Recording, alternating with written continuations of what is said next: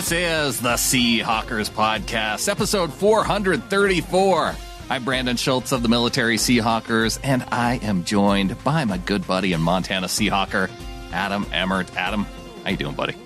I'm good because we have some things to talk about. We had some pressers from OTAs that there's a lot of interesting nuggets and stuff in that I'm excited to get into with you and see kind of what some of your takeaways were and, kind of some of my thoughts on it. And it's kind of the start of getting amped up for the new season in a lot of ways for me. It's like, because it feels like it's rolling, like we're getting going. The bad part about this time of year, though, is that it just starts to feel like you're getting going. And then you have like another week of OTAs and then the veteran minicamp. And then it's like, oh, and now it's a break for the next month and a half until training camp starts. And there's nothing to talk about. It's a graveyard of information for football, and we just have to wade through it. Yeah, it's a big tease, but I'm still here for it because this year is super interesting with all the changes and the new coaches. And we're seeing the Seahawks put out a lot of the new players for the interviews and not a lot of the guys that are returning. So get to get an insight into them. And I think it's been informative. I think the most informative part, and finally we got to it. We got to the point this past week where we got to hear from the coordinators. We got to hear from Aden Durde, defensive coordinator. We got to hear from Ryan Grubb, the offensive coordinator. And we got to hear from special teams coordinator, Jay Harbaugh. And that got real nerdy. And so if you were into the real nerdy special team stuff, we are here for that. That one's probably going to have to wait, but we got you. We're going to talk about it.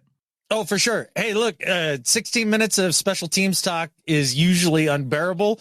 But in this case, I thought it was actually really interesting and kind of seeing Jay's thoughts on things and just kind of get a sense of where he's coming at all these new rules from. And yeah, interesting stuff there. But yeah, Aden Durde, that was a cool presser. And of course, Ryan Grubb. I mean, I don't know.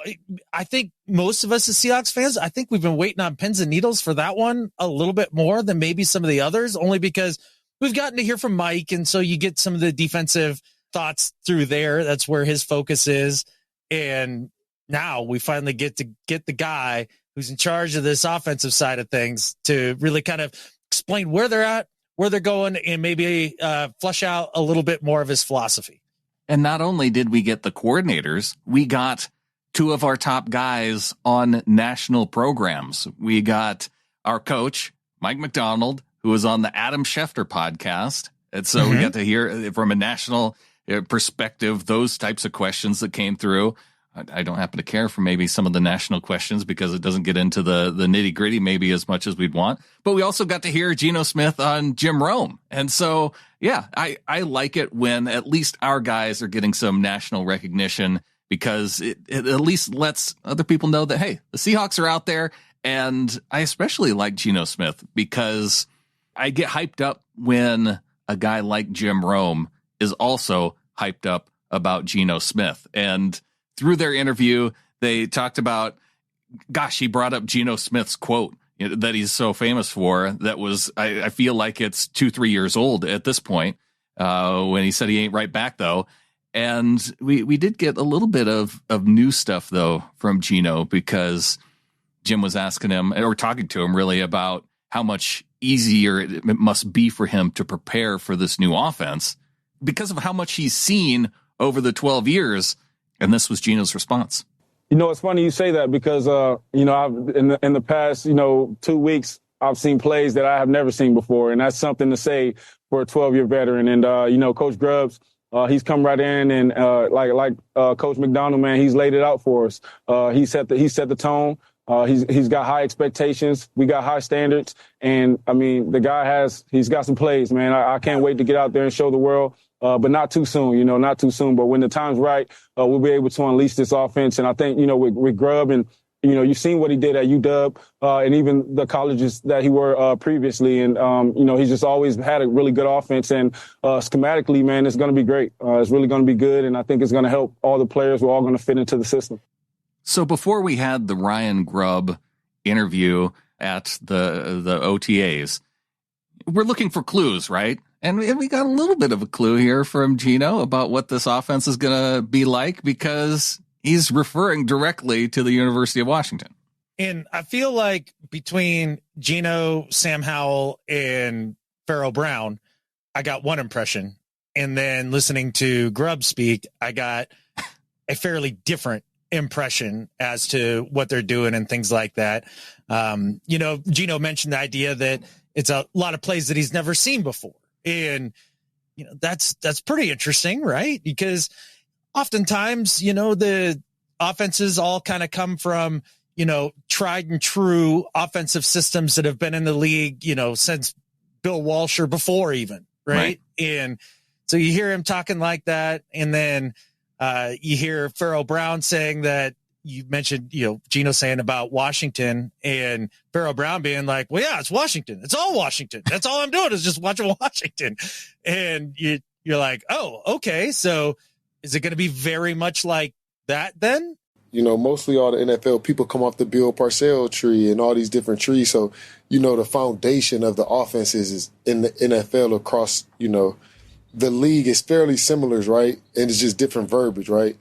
This is like a whole new animal. So we was just talking about with our tight ends, just trying to figure out, is it slowing down yet? Is it going to stop?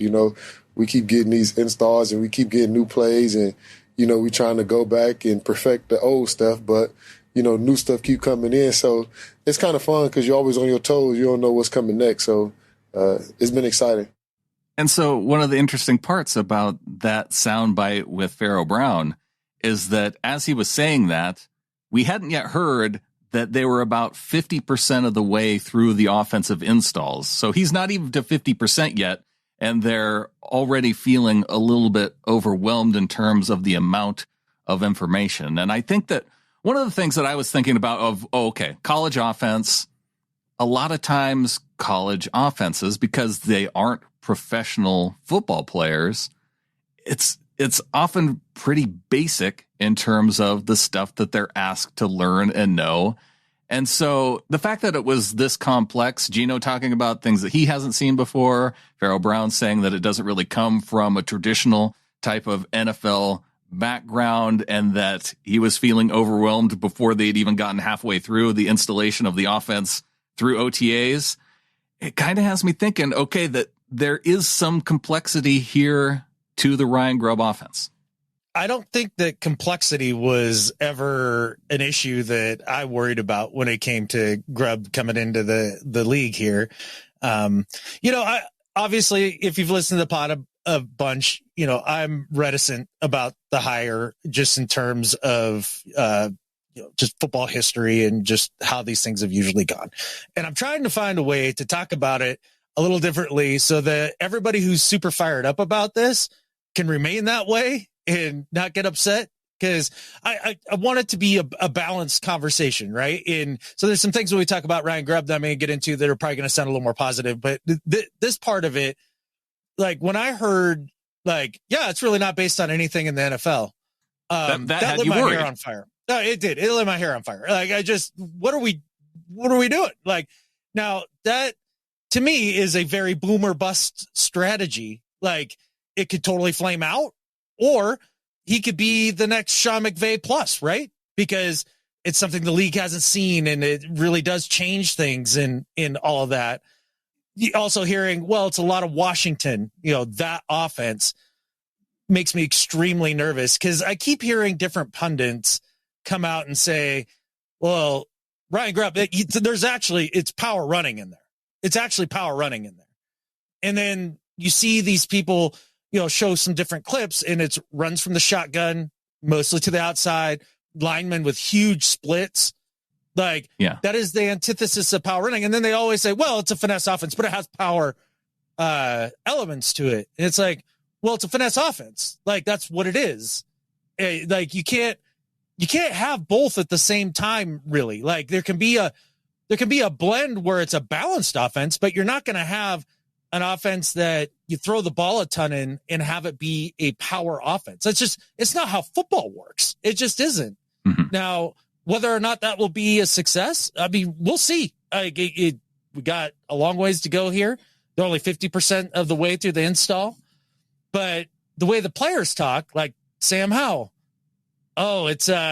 he's very aggressive. It likes to push the ball down the field. Yeah. In fact, he was asked to compare it directly to what we saw with the Washington offense. It did not go so well last year. And this is what comparison he drew. It's a little different, but Grubb's done a great job. It's been so much fun learning from him, and obviously, he's had so much success over the past few years. So we do a lot of different things, mix up some tempos, but it's been a lot of fun. It's definitely a quarterback-friendly offense, and Eric Bieniemy's offense was kind of similar in that way, that it was a quarterback-friendly offense, and both of those guys like to throw the ball a lot, so it's definitely a lot of fun to play in. What makes it quarterback-friendly? I think just how aggressive he is, and just how much he wants to push the ball down the field. And that's kind of similar to what I've done in the past. And it's definitely the offense that I feel like I want to play in. The definition of quarterback friendly is interesting to me. That's one thing. But this is where it got me, was the comparison where he said it's pretty similar to the Washington offense. And I'm like, no, I don't want the Eric Bieniemy offense, because we saw what happened with that. That didn't work. And I know a lot of people say, oh, well, Sam Howell, he was playing behind a really difficult offensive line. Like they just weren't that great at blocking in Washington. That was a better offensive line at blocking than we had here in Seattle. And Sam Howell had a problem behind that offensive line. So if that's the type of offense that when you're expected to hold the ball a while to let routes develop, and Sam was having a tough time with that, if the offense is like that, then I'm worried. Look, you got to push the ball down the field. Of course you do. You can't just dink and dunk your whole way around the field all the time, right? But in this day and age, with everybody playing too high and playing that shell defense, trying to keep everybody from getting over the top, you saw it really frustrate Mahomes and Josh Allen there for a couple years when that transition started to be made by defenses. And now, you see Patrick Mahomes go out this last year and really play within himself and take the underneath stuff. And then when he has the opportunity to push down the field, then you take it. And so if your offense is totally based around really pushing it down the field, much as the Commanders' offense was and much as UW's offense was, it's kind of a recipe for Strugglesville. And especially when you don't establish any sort of consistent running attack. And I think most of us as fans last year were really frustrated with Shane with the idea that they didn't get to running the football consistently. Like they just didn't do it. It was almost like a refusal. And this sounds like it might be even less. And I mean, are we going to sit and waste K9 on his rookie deal in his prime? Are we going to do that? Because if you go by what the players say, then yeah, it sounds a lot like that. And then you get to Grubb's interview and we get a little bit of a different story. So I don't know. It's hard to know what to believe here. I tend to believe, and it could be just where they at within the installation of the offense. If they're starting with front loading a lot of the passing concepts up front, then of course it's going to seem to the quarterbacks, they're like, hey, we've spent the entire first part of OTAs working on the passing installs. This is a quarterback friendly offense. This is so their perception of the offense could be that, hey, we've gotten through this part. We're working on passing concepts. And so that's what they know because that's what they've seen now through half of the offensive installs. That's an absolutely great point. And, I thought of something similar, but you put it so much better than I had even thought about after listening to their comments. But you're absolutely right. I mean, we're only 50% of the way through the install. I mean, maybe that play action under center, run the football type offense is still stuff to be installed. And it makes a little sense if you think about it. A lot of those passing concepts and with a lot of the motion that Grubb implements, a little more complicated. So maybe you start with that in terms of then you have more repetitions of it throughout the offseason and then kind of leave the running game for a little bit later down the line. And I'm hopeful. Maybe that's the way that it's going to go. But, to this point, based on Grubb's history, based on what the players are saying, it does make you go, Just a bit anyways. I mean, and if you're all in on the Grubb thing, people, and if you're all in on the Grubb thing, like, and this is the way that you want to go, then that's awesome. Then I'm sure you're stoked about it. And that's great. And I hope it works. Like, I really do. And I don't want to take that sunshine away from people, like the people that really hated the idea of, playing a little bit more in a traditional sense of a more balanced offense. Well, and it's a different approach, I think, that we're taking to this, because you and I are trying to decode what to expect. And I think it's fine if you just want to be excited about what's coming up this season, then you can be that way. But I think too that we're trying to work through this, and we're coming from a different perspective too at this. I was thinking college offense and being relatively basic. So when I started to hear some of the complexity aspects, that interested me.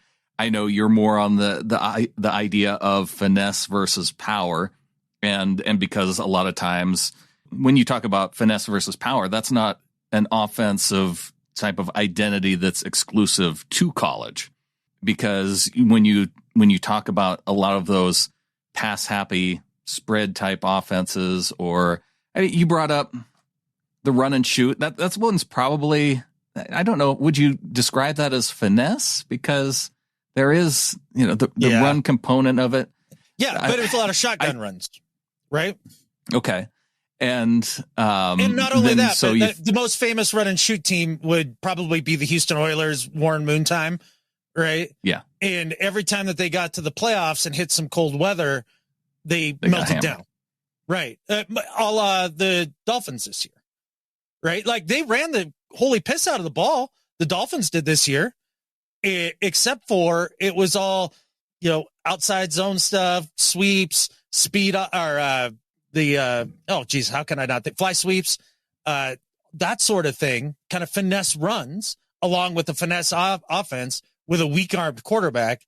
And then you saw what happened when it got cold and they got to the playoffs. Like, they lit it up throughout the beginning of the year, and that was cool.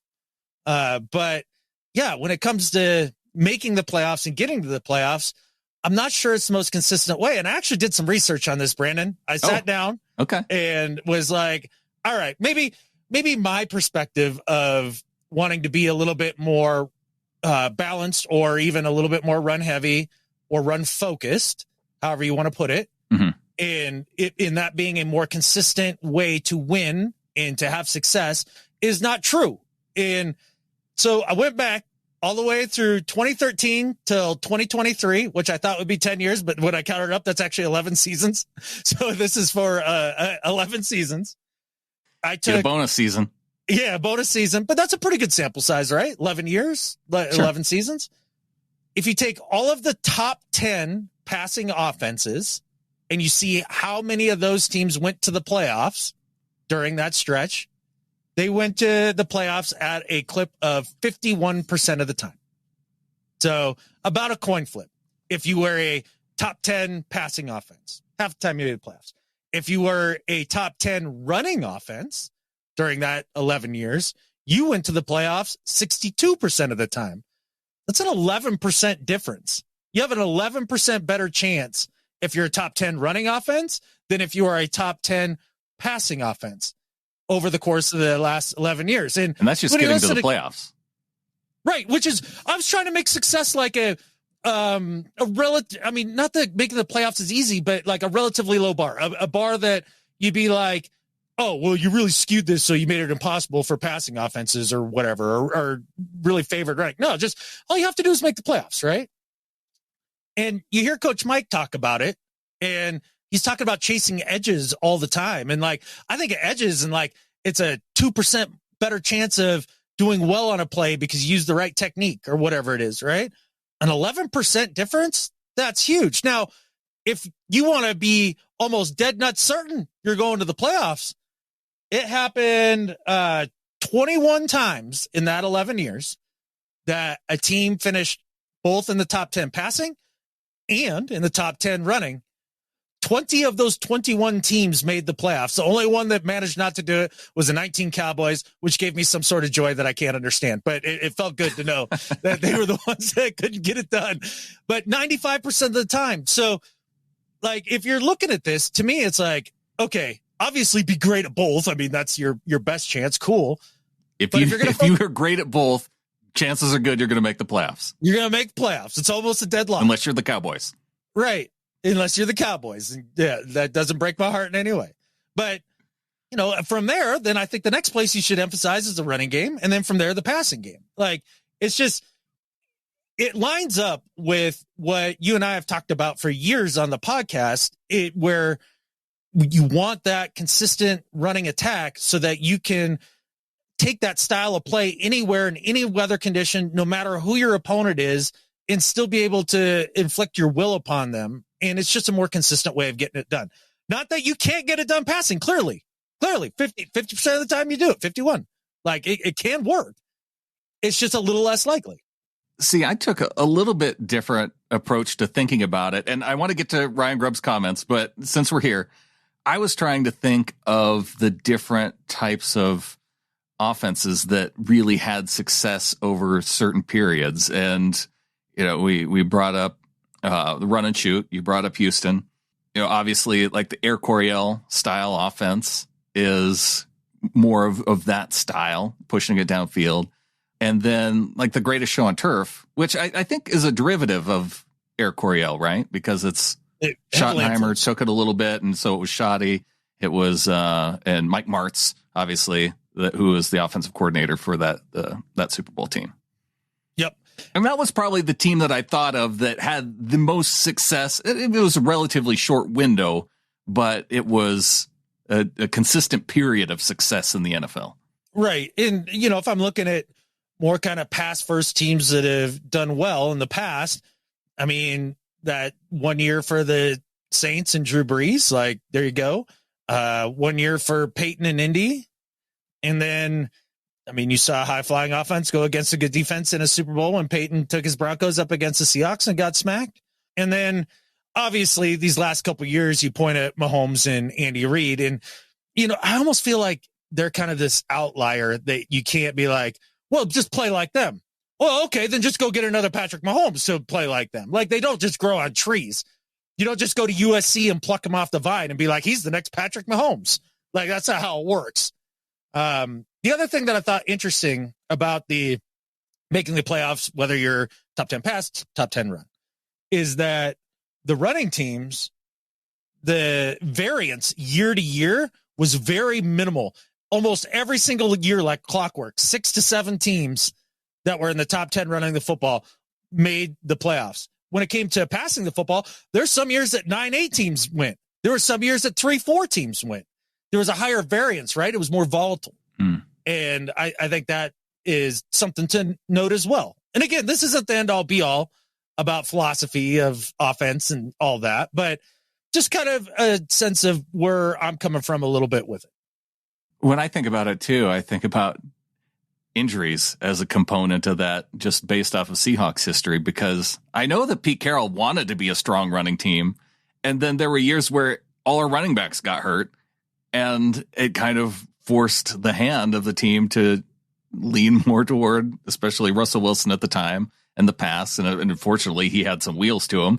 He had at least a rushing component to it too, but there may be, and I'm not saying that it would drive teams away from running the football, but it's just, there is a higher degree, I think, of injuries and that hurting a running game versus a passing attack as a whole.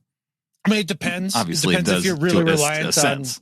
One receiver and he goes down. That's why I kind of thought an 11-year sample size, which would be, 110 different teams that were, top 10 on either side, like that would help to balance out like injuries, or this one particular year they had this coach and the next year they had that one, or, then they switch quarterbacks or whatever it is, right? It would kind of help to even that out and to see if there was a correlation there. So, I mean, just something that had popped into my mind.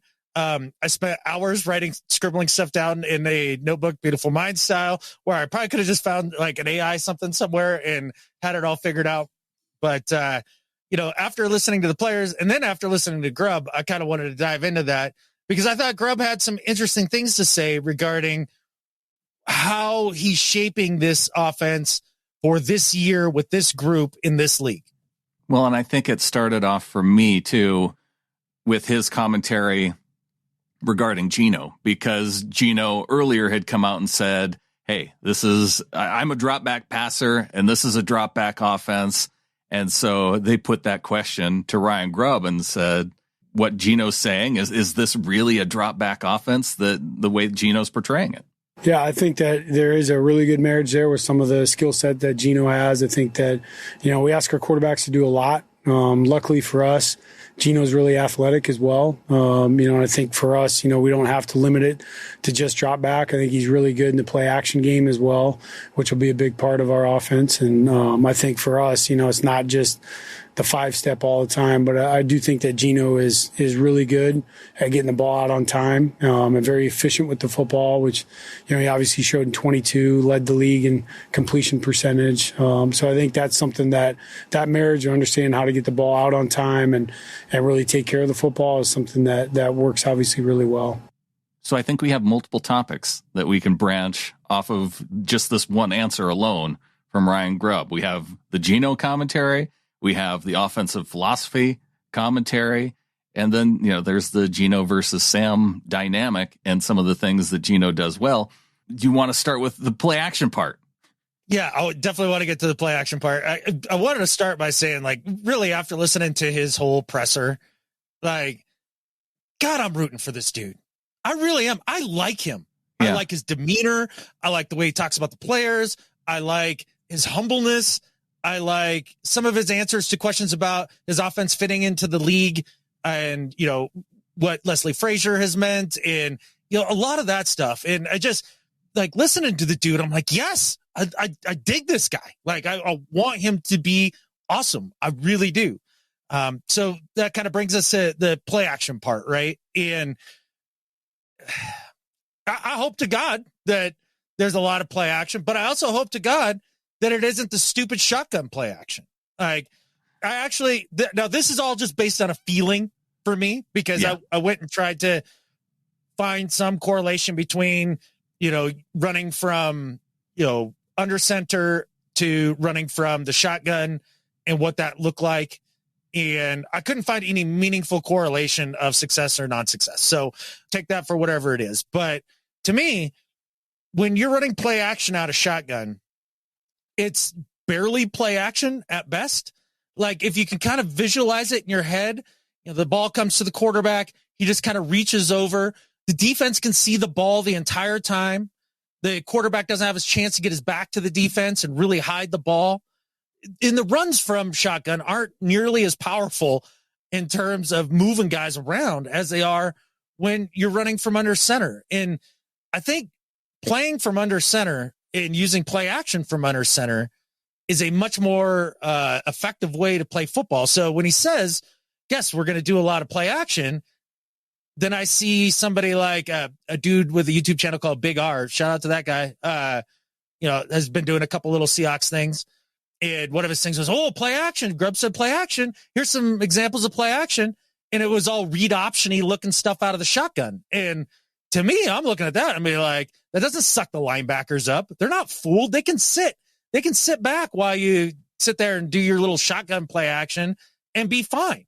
I don't know. I just don't think it's nearly as effective. So I really hope that it's from under center play action, not shotgun. I think that part, that distinction, it is more of a gut feely type thing. I feel like the stat nerds have kind of dug into that play action aspect of it and have said it doesn't really matter what type of play action you end up running, because it may not be as effective, but it's effective enough to at least have that feel of play action for the linebackers to have to honor it ever so slightly, that you're able to then get those spaces available downfield for the passes. So at least having that element is better than not doing it at all. Cool. Yeah. I mean, you're not wrong. I heard Orlovsky talking about the difference between running it from under center, running it out shotgun. I'm not going to argue with you that it's not better. Right. Because I'm pretty sure even if it is a field thing, I'm pretty sure it's better. Yeah, one of his points was talking to offensive linemen over the years. They really liked it from under center way more because they were able to fire off the ball and go downhill rather than kind of jumping into a pass set to a degree, or like kind of a hybrid, right, in between a run and a pass blocking set. So it's just another thing to take into account. I do think it makes it easier for the offensive linemen to play consistently. And I mean, shoot, we all know the game's won up front, so why not make it easier on them? I want to hear somebody come out and say they've got an offense that's offensive lineman friendly, like rather than quarterback friendly. Like if you're a damn good quarterback, it shouldn't freaking matter. I bet Dan Quinn would probably, or not Dan Quinn, but Jim Harbaugh. The Dan for Detroit. Dan Campbell? Dan Campbell. Yeah. I bet he could say that his offense is offensive lineman friendly. Yeah, maybe that's it. Him and Ben Johnson, right? I mean, you heard Harbaugh come out and say that offensive linemen were offensive weapons, so maybe he'd be the guy. I don't know. There we go. So the other part of it too that was interesting was kind of how he was talking about Geno fitting into the offense, because I know you and I, we've been kind of looking for clues as to if they're leaning one way or the other toward which quarterback. And I felt like through this string of interviews, whether it was Coach Mike, whether it was Ryan Grubb, you definitely get that sense that they both see Geno as the guy. And you heard it there too, with him talking about how Geno throws it on time and he throws with accuracy. And those are two key things that I think are clear when you compare the two quarterbacks, that Geno has the advantage. 100%. Geno's a better processor of the quarterback position right now. Maybe Sam Howell gets there in 10 years. I don't want to wait to find out. But with that said, I do think that Geno's not going to be the quarterback anymore in 10 years. So yeah, I know. And I hope that we have somebody who's not Sam Howell after that. That'd be great. But look, they definitely think that Geno is going to be the starter. And I thought that was one of the cool things about Grubb's interview too. When they asked him about the quarterbacks, his first reaction was, they're awesome. He's like, he was so stoked to be playing with NFL quarterbacks. Right. And I thought that was cool. I like that enthusiasm about his guys. We also got to hear some concerns from Ryan Grubb, especially when it came toward the offensive line. Yeah, we got a little ways to go there. And I just mean more about the reps and opportunity. Some of the guys, are still working through things and getting back. And so there's been a lot of guys shuffling in and out there, but we've been working through some of that. And I think that they'll continue to grow each week. I think, Charles and Lakin have done a good job of kind of building the mesh on the left side a little bit there. So that's probably the most continuity we've seen is those two guys working together. So I think that's the next step for us, is continuing to build continuity within that group, and we're coming. And we've had offensive line issues throughout Pete Carroll's time too. And so when I hear offensive line continuity, that's not like a new thing. And for them to have a ton of offensive line continuity in June, not that big of a deal. But at least we got the nugget out of this that Lakin Tomlinson, Charles Cross, the two dudes on the left side. Yeah, it sounds like Lakin is cementing himself there alongside Charles. Bummer that we still haven't seen Abe. I think that's part of the continuity that he's talking about. And then it's interesting that he didn't mention much about Olu in that sense, but it seems to me that he would be slated in as the starter, at least at this point. And you're not wrong. When it comes to the offensive line and watching them throughout this upcoming season, like, let's keep it in mind that yes, this has been a problem for, 10 years. So it is still a problem. It's not necessarily exactly a Grubb thing per se. Right. So right. A place where we'd be ridiculous to lay a lot of blame at his feet at that point. The one takeaway, though, when it came to Ryan Grubb, and I think I heard you mention this a little bit in some of your commentary, was just kind of his approach, the way he is as a person. And this was the thing that got me the most fired up of all his answers, because he was asked about the importance for players to have input into some of the things that they're doing on offense. That's huge. That's one of the things that I felt like translated well from my coaching style in college to the NFL was just, realizing your ability to collaborate. And I think that coaching quarterbacks, especially, and working with Charles in that room, making sure that Geno and Sam feel like they have all the tools and the weapons they need to go out there and compete at the highest level. And that's no different than I've ever felt in my quarterback room, is just trying to make sure that I'm there to, help with the translation, get them feeling confident, ready to play. And the reason why I like this so much is when I think of guys who have brought their college offense to the NFL, I tend to think of them as rigid college guys who are like, okay, I had success with this in college. I know it's going to work. It's going to go through me. This is on me. So I'm going to do it my way. And if it doesn't happen, it's completely on me. And it was that answer right there from Ryan Grubb that told me that he's not one of those rigid college guys. That's an awesome point. And I had this feeling, and he kind of brought it to life there with that statement of the idea of all of the previous dudes, being rigid. I had it in my mind as super egotistical. I mean, you think of the Spurriers and the Chip Kellys and, those guys, right? And, yeah. I mean, those were huge, huge personalities with huge, huge egos. And their catfish was going to work no matter what, right? Like, that's the way that they were doing it. So to hear Grubb's idea about the input from the players, that was cool. He talked a little bit about input from Leslie Frazier. That was a big point of solace for me. And then somebody had asked him the question about his stuff working in the league, and is it important for him to prove it or something like that? And he's like, it's not about me. I just want us to be good. I could give a crap about that part of it, right?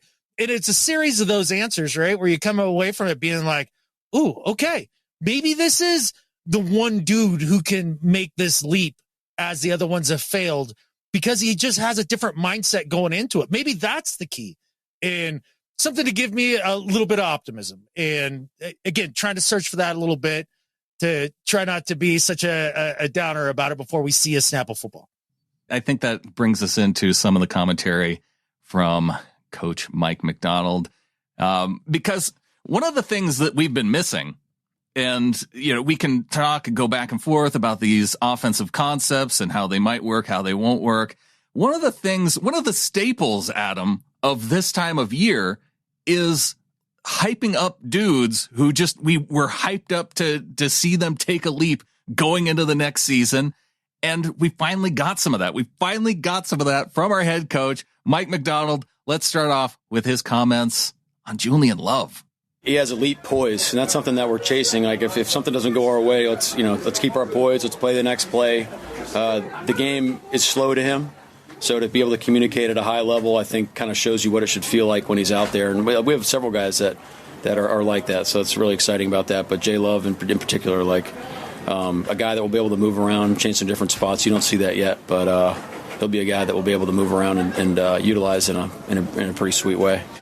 And one of the things he was talking about, especially with Julian, was his demeanor and wanting that kind of demeanor that he has to really kind of flow through the defense. And so I like that. I didn't play the clip, but we heard from Sam Howell talk about one of the things that Coach Macdonald has been has found to be really important and emphasizing is the culture. And he said they'll have meetings where they just talk about culture for a half an hour. And I think that this kind of leans into that a little bit, and that he's trying to find these guys that have those elements that he can prop up and say, this is the type of culture based on, dude's demeanor and personality and that sort of thing.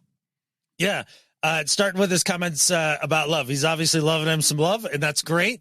Love that idea. And with that, you'd mentioned, well, we haven't really gotten kind of the hype train stuff and all that. This entire staff seems very measured that way. Uh-huh. And I think that's on purpose, and I'm digging it. I love the idea that we're not just getting, fluffy hype about nothing, right? I love the idea that they're just kind of keeping it to themselves, and, we'll see it when we see it. And I'm enjoying that. In terms of the spending all this time on culture is definitely important. And it's one of the things that made Pete and the Seahawks as successful as they were throughout that run. Also, this might be just a me problem, but when I hear that we're having 30, 45-minute meetings on the regular, just talking about culture, that sounds like I'm stuck in some stupid corporate board meeting when we're just saying nonsense words to one another about this, synergy of the, whatever the crap that pours out of their mouths. I mean, at the Forest Service, I'm sure you hear way more of that than you'd ever want to too. And so there's a part of me that gets a little turned off by that comment. It depends on how you want to approach it, because one of the things is that trying to build a culture is not an easy thing to do. I don't think. I think everybody talks about how they want a certain type of culture, and that now that an entire new coaching staff has come in and it's an entire group of people that haven't worked with each other before. And so I think communicating on how you want to interact and how you want to work together, as much as it seems like corporate-y type stuff, I think that on a football team, being able to communicate and out on the field, especially, because we saw how communication worked some of these past couple seasons, and we had our questions about the defense and whether or not certain types of guys were effective communicators, and it didn't seem to be that way. So if the culture and that part of it is focused on communication and the importance of that and how critical that component plays into just operating as a team, then maybe you need to have those types of meetings in the off season. Okay, you're right. You changed my mind. This is super important, and I think it's good because, I mean, not only do you think about the communication on the field, right? That was something that KJ harped on a little bit on his podcast before he became a turncoat. And then the communication in the locker room, right? And trying to work through all the issues that were seemingly there behind the scenes, especially defensively, and how it just never seemed to get solved or, coalesce into something that was solvable, right? And yeah, maybe this really is that sort of thing. And the idea that these are all brand new coaches that haven't worked together, like you said, does probably add to the importance of this. So I was wrong, you were right, and I think that's a good thing. Okay, well, back to player hype, because one of the things that we had gotten tired of over the past seasons during this time of year in particular was, this dude's come in. He's in the best shape of his life. Was he 5 pounds 20 heavier pounds or 5 pounds lighter? Yeah. I mean, it depends on whether it was good or bad weight. I mean, you heard it one way or the other. He came in, he's 5 pounds heavier, just where we want to be. He's 5 pounds lighter, right? We aren't hearing any of that, which, thank goodness, because I just want to hear about how awesome Jackson Smith-Njigba is going to be this year. Shoot, it's great. It's great. I mean, JSN's a great player, and expecting great big things out of him. He's had a great offseason, works his tail off. His practice habits are awesome. Movement ability is pretty elite. So I think we had a really cool plan for him, and for him and Spoon, a lot of times they end up going against each other, and it's tough right now. You can't get test the ball, but you're trying to be competitive. We're in these red zone periods. There's a delicate balance there, but I thought we handled it great today with staying off the ground and still making some really good plays and executing at a high level. So good day. What am I supposed to do with this? Is he 5 pounds heavier or lighter? I don't know. Or is he faster than he's ever been? Or is he able to take hits better than ever because of it, right? All of that stuff. We did hear that GSN has absolutely lit it up in a couple of the practices, and that's cool to hear. I mean, I'm excited for it. Like, if that draft pick can turn into, what a lot of people that were super high on it wanted it to be or thought that it could be, then I'm here for it. That'd be great. Also, okay. Yeah, I mean, we heard about it's a little tough on Spoon because, he can't really contest balls.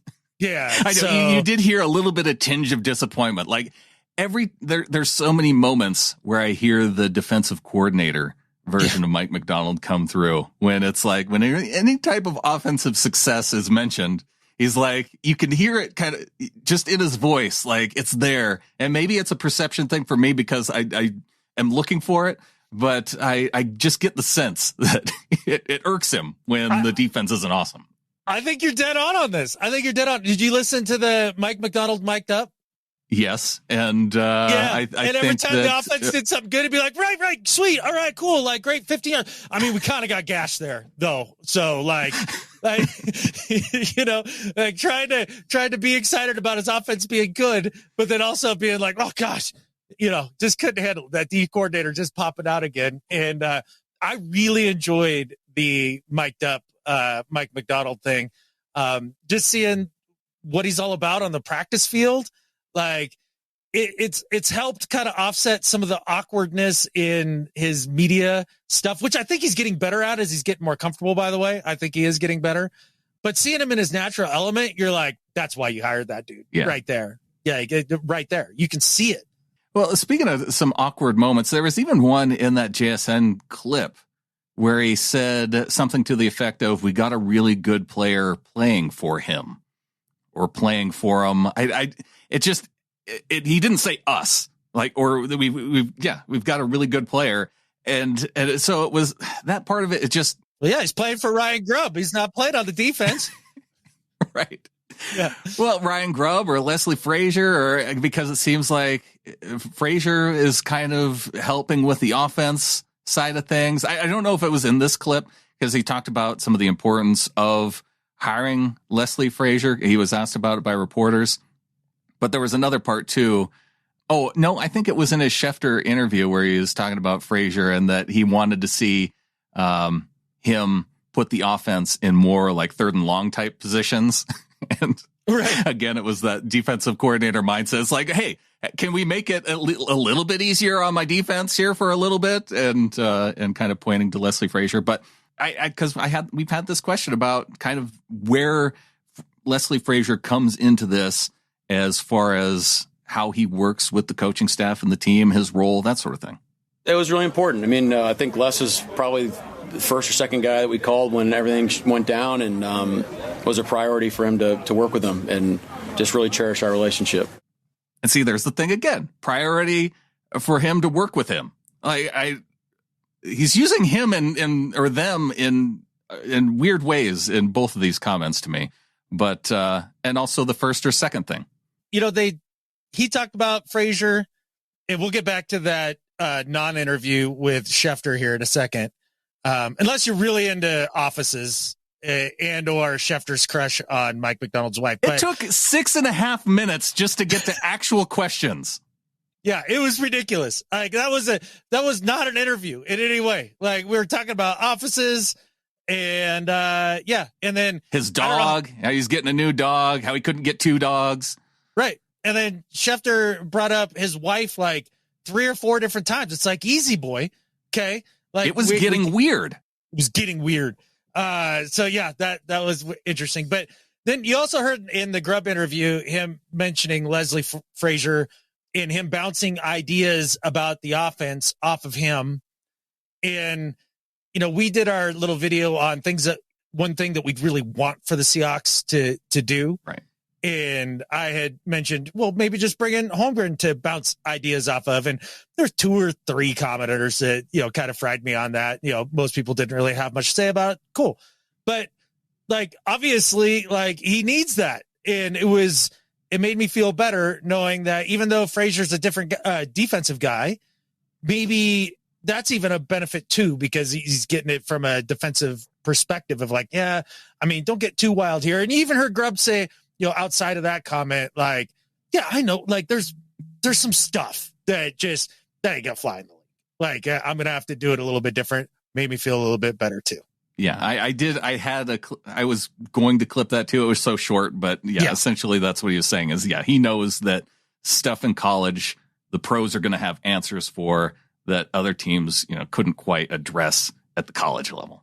Yeah. The only part of that answer that made me nervous is like, yeah, it's just like going from the Mountain West for competition to the Pac-12. I'm like, no, it's actually nothing like that.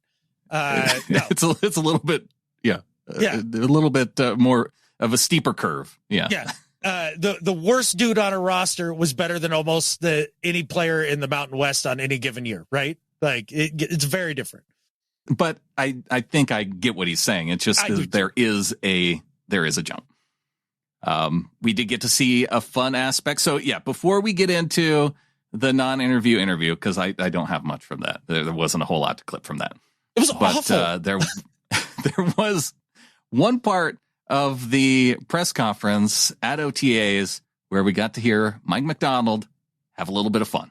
One of the things that was fun was seeing Coach Mike in the throwback Chuck Knox Seattle Seahawks hat. Yeah, well, we want to win a championship, so I expect championship performance. Really every day. So that's the standard that we're looking for. I mean, but you want a leader of your football team, and the message to Sam too is like you can lead from not being the starter. You can lead in your own way, and he's coming along just fine. He's pushing Geno, but look, Geno looked like we operated really well today. I thought he was decisive with the ball, but just really happy with the steps that he's made, to lead in his own way. And I think the guys sense it. He's a genuine guy. He works his absolute tail off. So easy to guy to follow, but I'm really excited about both those guys. So yeah, you heard from Pharoah Brown, who was in the audience there with the media members, and telling Coach Mike how good he looks with his hat on. There you go. No, it has been fun to see Mike continue to get more and more comfortable and come out of his shell a little bit. And I mean, of course he's going to be in his shell a little bit. He's a first-time head coach in the league, and try not to screw it up and all that stuff. So nice to see it, and yeah, a little bit more enjoyable for sure as a fan. So in that way, I kind of forgive Adam Schefter a little bit for having a boring interview, because I also think that he's, as our Seahawks insider nationally, and I'm going to call him that now because I believe he was the one that broke the news of Pete Carroll leaving ahead of the Jody Allen announcement.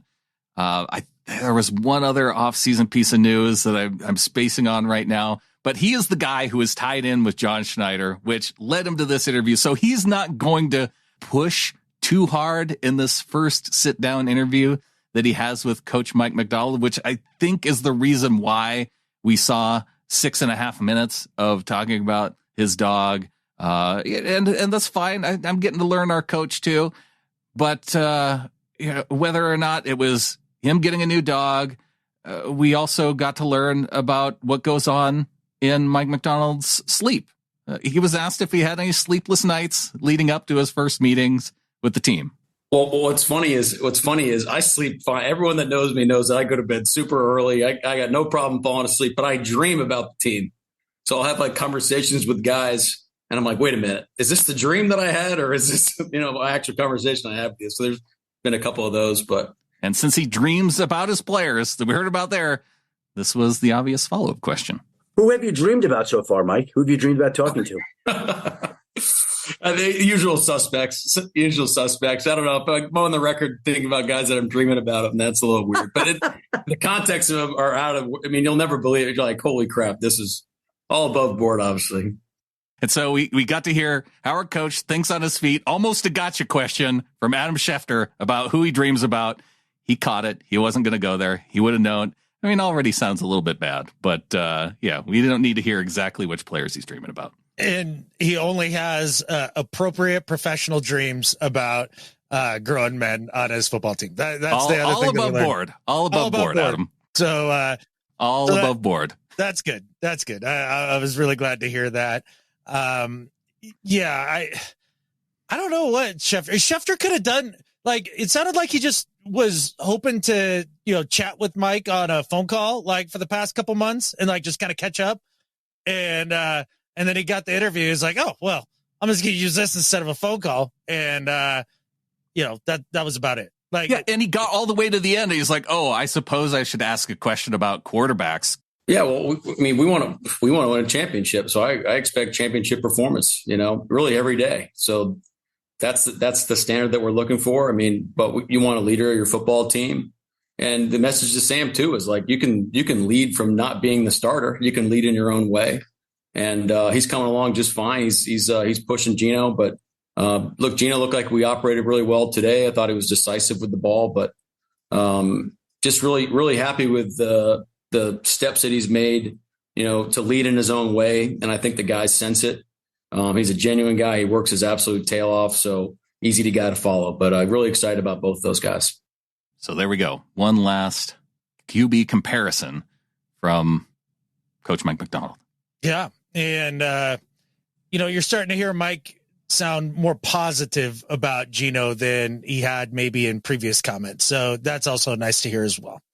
And he even talked about, too, part of the thing about meeting with his team and one of the questions from Schefter, what do you say to your team the first time? And Mike talked about going through the interview process and saying, I don't know what I'm going to say to the team because I don't know my team yet.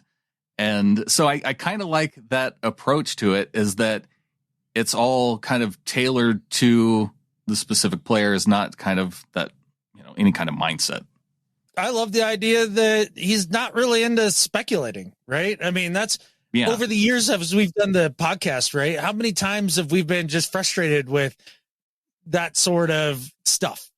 People just be like, "Whoa, well, it's most likely going to be this." And it's like, you have zero evidence for that. You're just pulling that out of your butt, right? Like, we get very frustrated, or at least I know I do, but it seems like we have over the years.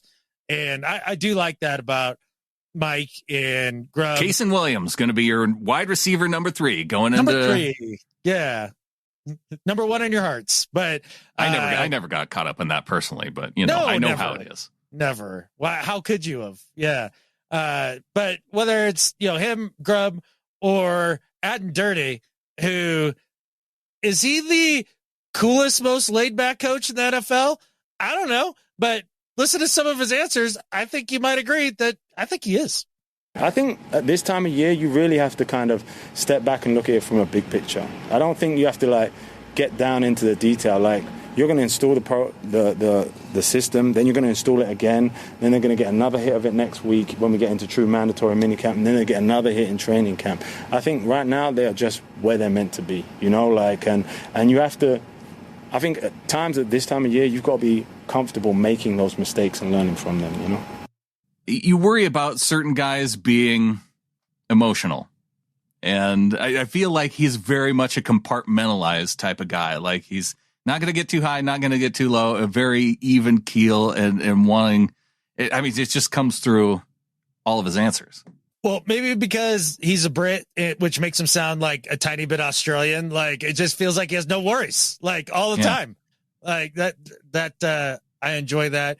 Sounds like him and Mike have really gotten on the same page, and Mike has found somebody that has that true passion for teaching in a way that you need. If you're going to still be a head coach, get your defense installed, you're going to need the dude to kind of do some of those nuts and bolts things. And, you heard Durde talking about, the little moments where he can sneak in and, pull a dude aside and, really get into the nitty gritty of something and things like that, and how that's his favorite thing. And really enjoyed his answers when it came to some of that stuff.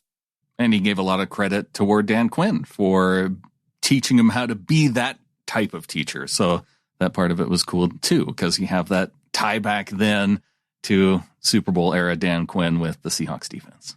That's right. See, the ghost of Pete Carroll still here. It's in Aden Durde. Never going away. He's never going away. You can't get rid of that dude. Well, we can't get rid of Harbaugh on our team, and I don't think I want to get rid of this Harbaugh. I like Jay Harbaugh. He might be the coolest of the 3 Harbaughs in the NFL, and he just happens to be the son of one of the Harbaughs that we maybe have a little bit of dislike for just based on history.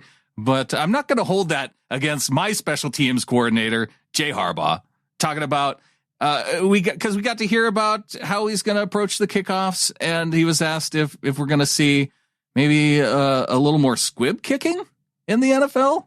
I think that's the general consensus is you're really not you're not rewarded for hang time anymore. So any ball that can hit, it's kind of creates artificial hang time if it can hit the ground and the action's going to start. So I think that the rules are incentivizing that toward type of behavior. So I would imagine that that's what you'll get. Jay Harbaugh already playing games. I don't buy this answer one bit, Adam. No, you don't think there's going to be more squibs because you're not incentivized to have hang time now? This is my problem with it. So with the new kickoff rule, the kick has to land within the landing zone, which is the goal line to the 20-yard line. How are you going to squib a kick and still have it drop after the 20 and not go into the end zone. You have to have some hang time. Are people using squib as shorthand for kicking it short?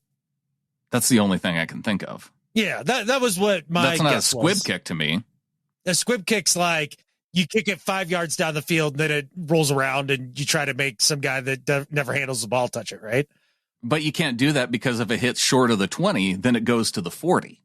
So Right. you can't hit a low kick because then you risk it coming back to the 40 automatically. At the very least, you want to just kick it deep because then it comes out to the 30, and the 30 is better than so kicking it into the end zone through the end zone, a lot better than kicking it short or kicking it out of bounds. I mean, ideally, you want it to drop into that landing zone. The interesting, and I think one of the things that we got from the commentary is that the aspect of wanting to get it into the landing zone, but wanting it to touch the ground, because as soon as it touches the ground, then the players can move, and you don't want players waiting for the guy.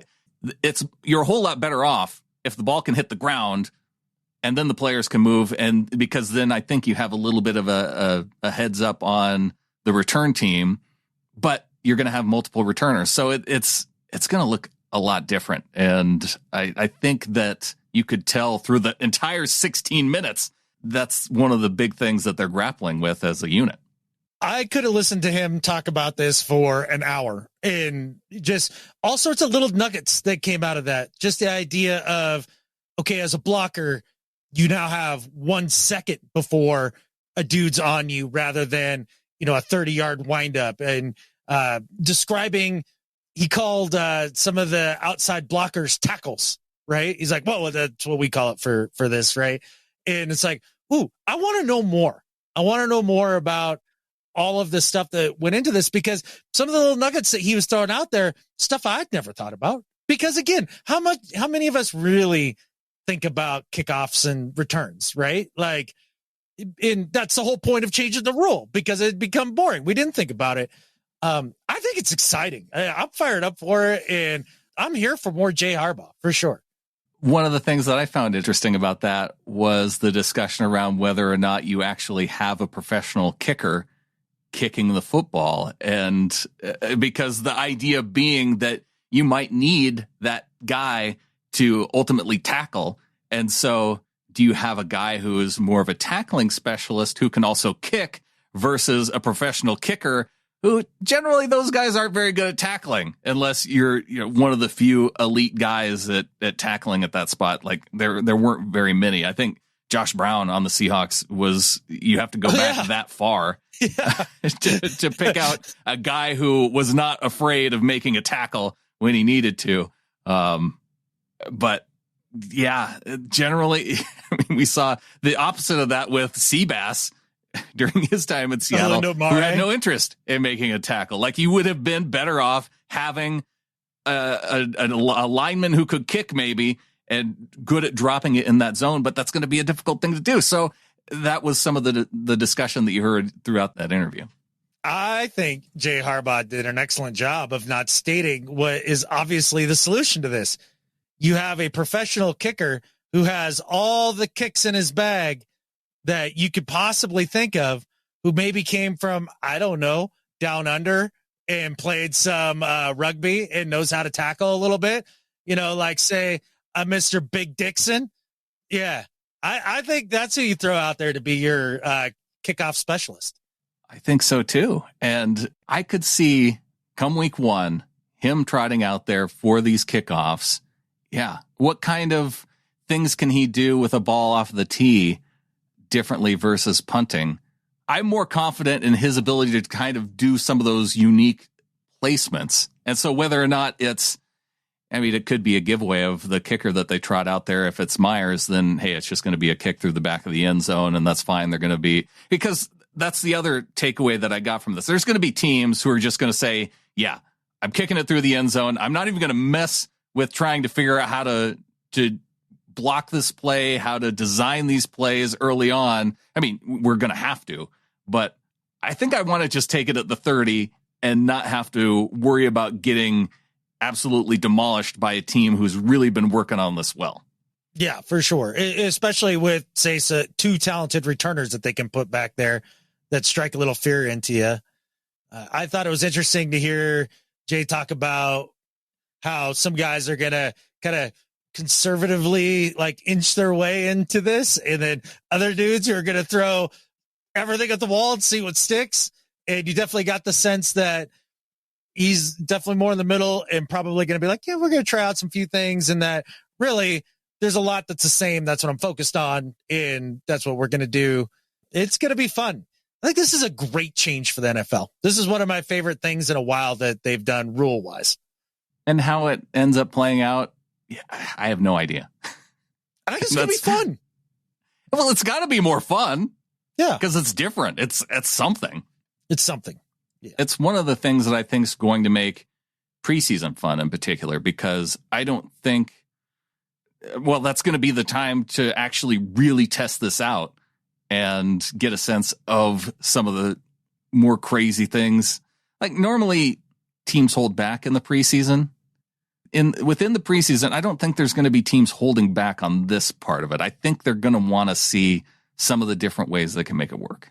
They're going to be in the lab. They're going to be in their bag, however you want to put it, for sure, during the preseason. I think it's going to get a little wild, and I'm looking forward to it.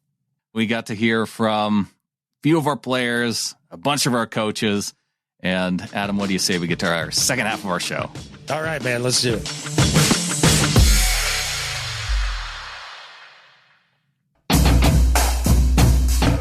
Getting into the second half of the show, Adam, and now that we have the schedule behind us, it's set. We're getting going with football. Now is the time we start making our plans for maybe some meetup games this year. Yeah, man. It sounds like we've got a couple here in the works, and depending on where you are in the country, we're kind of going all over to a degree. So you probably have an opportunity to meet up and hang out. It's always a good time. I mean, I dare you to do it with a frown. It's impossible. I mean, as long as you're not in the middle of the country, you're probably kind of close. Well, see, that's the thing. We're going to each coast. So that means it's, if you happen to be a little close to the East Coast, there's one that you can, get to. If there's one on the West Coast, and you get out to Seattle. But if you're in, I don't know, New Orleans, it's going to be a long trip either way. Yeah, that's true. That's true. But I mean, that's on you for living in New Orleans at that point, Although I like New Orleans. That's one of the few places in the South I truly dig. I know. Do we have a game there? When do we have a game there? I want to go to New Orleans. Remember how we used to play New Orleans like all the time? It seemed all the like time when they were good. Now that they're bad, like we just never see them. No. I guess we saw him first Geno year. He had that crazy throw to Tyler. Yeah. Well, you're guaranteed to see him every 4 years, but you never know if it's going to be home or away. Well, maybe you do. True. Maybe that's part of the rotation. Anyway, yeah, we have two games that we are set on going to. Week 2 at the Patriots. Going to be going to Boston, and then home versus the Bills. I want to say week 9, last week in October. Yeah, right about when the team's going to be finding its form and give the Bills a big fight. Yeah, because that's you kind of poo-poo the schedule stuff. Yeah. Are you not happier that we're playing the Bills in week 8 versus week 1? I don't know. You play them in week 1. There's an element of surprise with all the new stuff, with the offense and the defense being completely different and all of that. By week 8, there's quite a bit of tape out. But then again, in week 8, you've had some more time together as a team and maybe fleshed some things out and have gotten a little bit more consistent and that sort of thing. So there could be advantages there. I think whenever you play them, they're a good team. It's going to be a tough game. And, whether it's week 1, 8, 17, don't make no never mind. You just do it. You just play them when they come to town. Wow. Coach Adam with the coach speak of playing opponents. Well done. Well, yeah, that's my position on the schedule forever, man. It's just like, yeah, man, their teams are on the schedule and guys will be healthy or injured and we'll do our thing. Like it's so out of your control and unpredictable that it feels like a waste of time or just an effort and futility to try to figure out if there's advantages or disadvantages to any of it. See, whereas on actual football things, Adam has good takes that, may cause you to think a little bit or may be controversial. When it comes to matchups, he's like dead nuts down the middle in the offseason. Yeah, in the offseason, to me. It could be good. It could be bad. I mean, you never know. Hey, man, when we're playing somebody week 10, I'm all about that matchup. Like, let's talk about it. You just have to put you far enough out from a game, and you get these fence-sitting takes that you accost me for sometimes. There we go. Yeah. Maybe it's that I am so anti-schedule, being scheduled as a human, that the idea of the schedule, 10 weeks out, or whatever it is, 4 months away. Like, what are we doing? Why are we planning something in 4 months? Like, there's so much that could change. Well, we do have plans for those two games. We do have tickets for the game against the Bills. We got group tickets for that game. They're going to go fast, though, because we only were able to get 25 total tickets, and we put those out to our Ring of Honor group on Facebook first. So we're probably going to have about 15, 16 tickets left for our members of the flock. And so we're going to put that out up at getintheflock.com. The ticket information there. And once we get those paid up, we'll be able to give out those tickets here. Yeah, it's a few months away, but you'll have your tickets ready to go. It's only going to be about $135 per ticket. And so it's going to be a nice little discount off of what you normally pay for the game. And we get to go and hang out. Heck yeah, man. We try to hook up the little flockers that way, right? We're not out there scalping or anything crazy like that. And man, get in there, get them tickets. We'd love to see you there. It's always a good time, man. I genuinely enjoy getting with all of you guys. It's a blast. Hopefully we hear from our executive producers that they're going to be tagging along with us, starting with DCH, Brian Shaw, and Has No Clue. Heck yeah, man. Wait, if they're not there, I mean, what are we even doing? I don't know. I threw it out there to DCH, and I think he said he'd get back to me, and I think he's blowing me off, dude. Well, he's a busy man. He's got irons in the fire right now. He's starting up the theater company, doing a bunch of other stuff too, man. See, my retirement career, it may be based on then DCH executive producing any theater shows that I'm in within his company. Yeah. I mean, shoot, I'd settle for a bit role. I'd be jacked about that. That's fine for you. Yeah. But I'm only doing it if I can be a lead. Gotcha. Saying it right now. Well, I mean, you're lead material. I'm more of a character actor. So that's how it works. You can work up to it. I mean, by the time it's time, you can get there. I don't know, man. I can't cry. You have a great dance teacher. Maybe you can be part of the dance company if you start right now, and Brittany works you almost every day. Yeah. So if Brittany trained me on the dance, you got every other dance teacher in the history of the world together and got them all in a room to try to teach me how to dance, I think they'd probably just put me down, because they'd be like, look, man, it's not even worth living anymore. You don't try anymore. You can't do it. I look like Elaine from Seinfeld. I feel like an unfolding lawn chair when I'm dancing, dude. I bet you could figure something out. There's got to be some type of moves that are learnable by you. Can you learn, I don't know, the Thriller dance or something? No, that's certainly out of my wheelhouse there. What was that movie, Hitch, with Will Smith and Kevin James? And he's got to keep it right here with your hands close to your sides and do the white man overbite, just kind of rock back and forth. I could work up to that maybe. You still don't know if I can keep the beat. Yeah. It's more like The Jerk, if anybody's seen that movie, of keeping the beat with the snapping. Yes, very much so that way. I even took the twirly dance classes back when I was single because, I go in when I was doing the wedding photography, shoot all these weddings. And, there's a bunch of single ladies at weddings and twirly dance, dude, is always super popular. Went to a few classes, just a disaster. Never could master it. Was always just jealous and a little resentful to all the twirly dance guys at the weddings. And it was a disaster, man. Okay, you even had the motivation and you couldn't get it done. So maybe there really is no hope for you.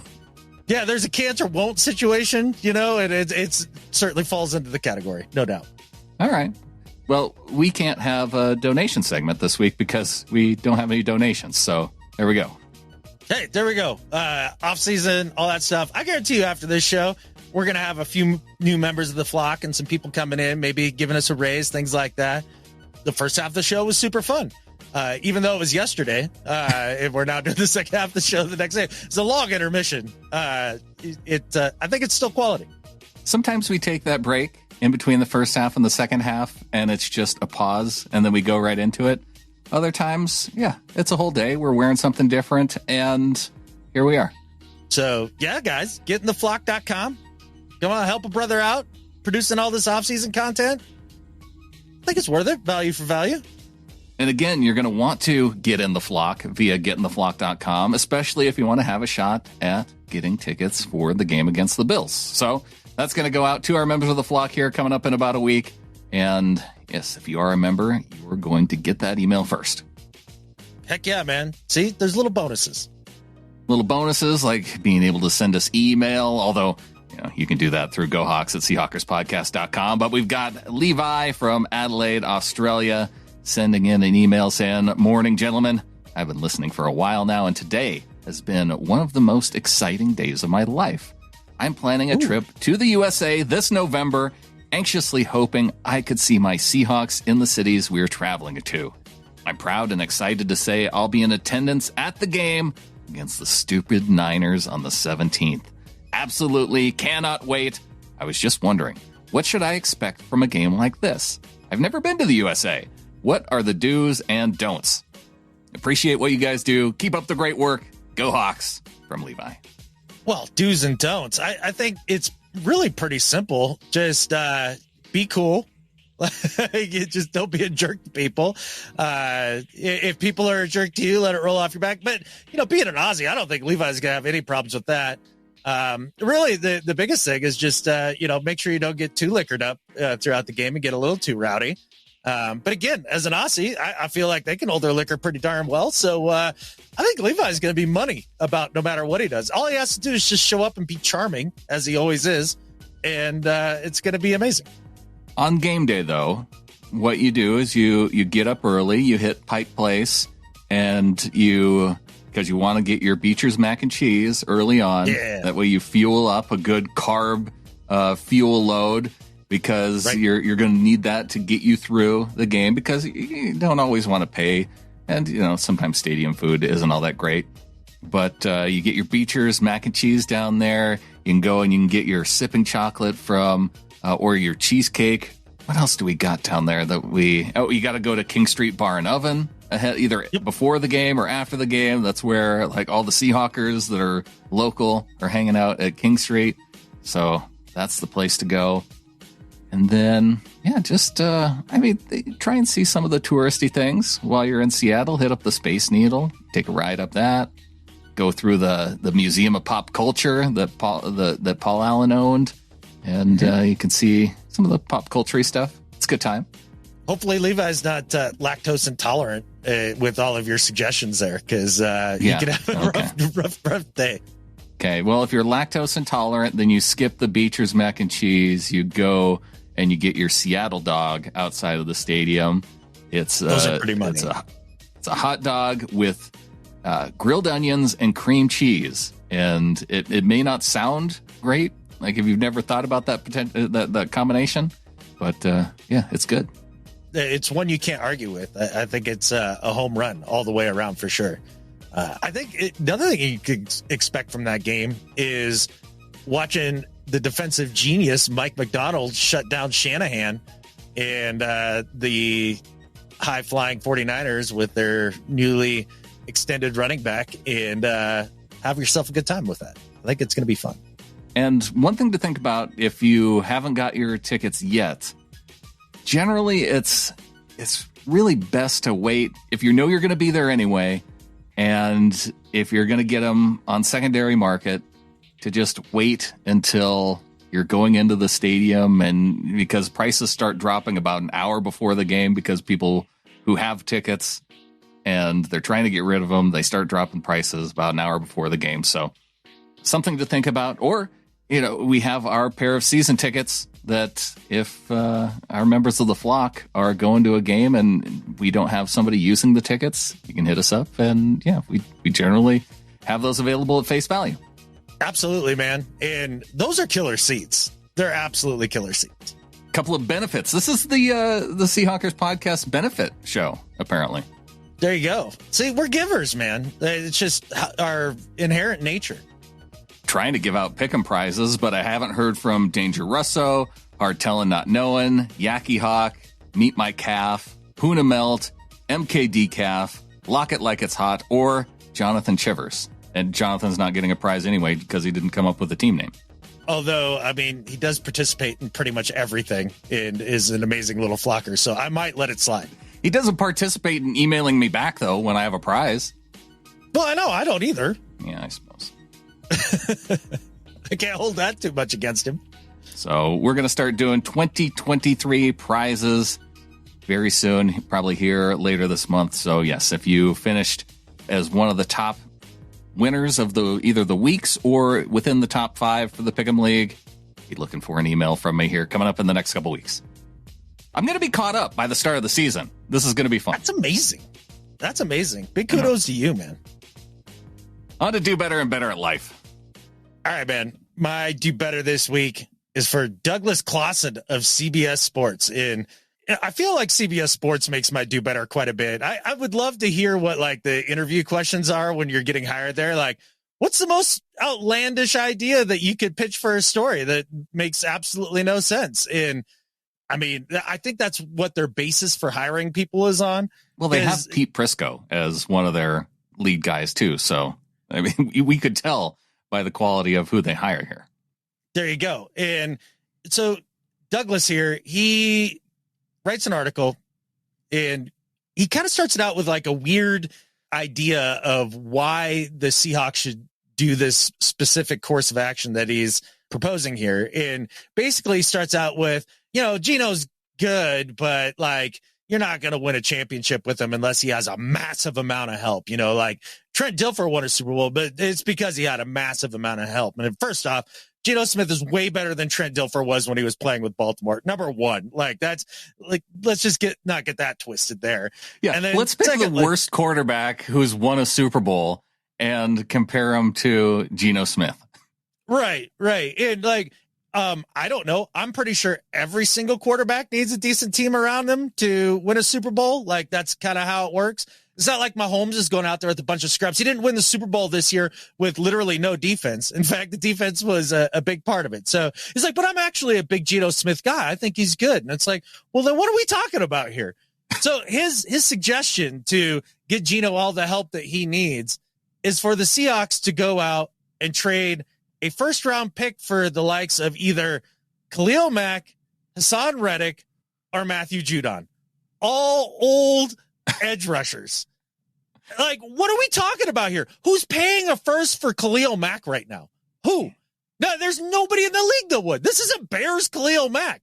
No. This is all the Bears Khalil Mack, and then all the Chargers Khalil Mack, and all the wear and tear that was put on his body. And I know he had a fine season last year and all that, but there's no way in hell I'm giving a 33, 34-year-old pass rusher or trading for a 33, 34-year-old pass rusher for a first-round pick. It's insane. Not only that, but Mike Macdonald is going to be developing our young guys. I mean, you got Mafe coming into his own. You got Hall, who I think could take a big step this year. And then Geno returning. Like, why would you waste a future first-round draft pick on an aging pass rusher? It's not like the Seahawks are a pass rusher away from winning the chip right now. It doesn't feel that way. I mean, this is a team that's in transition and changing everything over here. And I just think the whole idea of it is absolutely absurd. I don't know what Douglas was thinking, but he needs to do better. The idea that, future draft capital for a pass rusher when, I don't know, we could use a starting linebacker because both our dudes aren't even participating in OTAs because Jerome Brown is still coming off of an injury.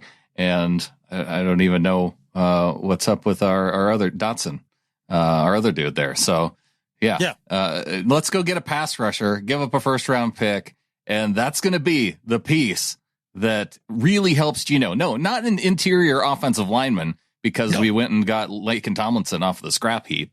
And we're starting a second-year center and, maybe a rookie or second-year right guard. No veteran interior presence. Let's get an old pass rusher. It'll help Geno out so much. It's just ludicrous, man. Like, I know what we just bring back Bruce Irvin. Bruce Irvin will come back and play for the Seahawks still. Yeah, and you wouldn't even have to give up the first-round pick at this point. Like, I'm pretty sure that we need a future first-round pick more than we need an aging pass rusher. It's just ludicrous. That's not a great idea. Also, not a great idea is anybody who is participating in Dave & Buster's new scheme to take a percentage of your betting money. Because one of the things we found out here about a month or so ago, Dave & Buster's came out and said, hey, those arcade games that we have for everybody to enjoy, where you either shoot baskets or play skee ball or all the games that are there arcade wise. What we're going to do is we're going to allow anybody who's 18 and older to place bets against your friends while you're at the arcade. So if you and we want to have, if I want to bet you $5 that I can beat you in a basketball game there in the arcade, we can go onto the Dave & Buster's app and we can each put our $5 in, and then whoever wins, they get the money. And it's all done through the app. You don't even have to pull $5 out of your pocket anymore, Adam, because it's all done through the app. People, why are we giving Dave & Buster's a piece of the money? Go to the ATM, bet like a real adult, put your money down, your hard money, the dollar bills down on the counter, and then, you don't even have to deal with the limits that Dave & Buster's might put on you there. You put your money down, whoever wins, you honor your bets, and they take your money. The Dave & Buster's does not need to be part of this equation. Do better. Are they going to change the name of the chain to like Dave & Bookies? Like, this is ridiculous. Why would you do that? And not only that, if you don't want to go to the ATM, like, just pay your dude with Google Pay, right? Like, if you lose your bet, right. Like, you can still do it electronically. Them after, you can. I don't see what problem they're solving for patrons here. And not only that, but like, how many gambling addicts are you trying to create at the ripe young age of 18? Like, using this, new technology at Dave & Buster's, like, what? Just give them a hit of fentanyl while they're doing it as well. Like, let's just go full addict at that point. This is just ridiculous. One, who is using this betting function within the app at the arcade? Like, have we gotten away from being able to just talk to one another and place wagers, like, without having a third party be in on this? And does it take some of the fun of the trash talk of like goading somebody into betting you? Like, it feels like it might. And then if you get smoked, what if I don't want to pay out? Right. What if dude cheats? Yeah. What if something weird happened? Like some kid distracts you, like while you're playing skee ball or something. Like, what kind of junkie is betting on skee ball anyways? None of this makes any sense. No, I don't like it at all. Silly idea. They need to do better. On to Better at Life. My Better at Life than Skip Bayless this week is for the company Garmin. And, this kind of came to me yesterday. I took Ollie, the free range mountain dog, out for a hike up into the Sapphire Mountains. And we were off trail the whole time and just out in the middle of the woods and checking out some cool country and just hanging out. And a couple years ago when he was a pup, because it's impossible to fence our yard, we were just kind of trying to train him to just stay put.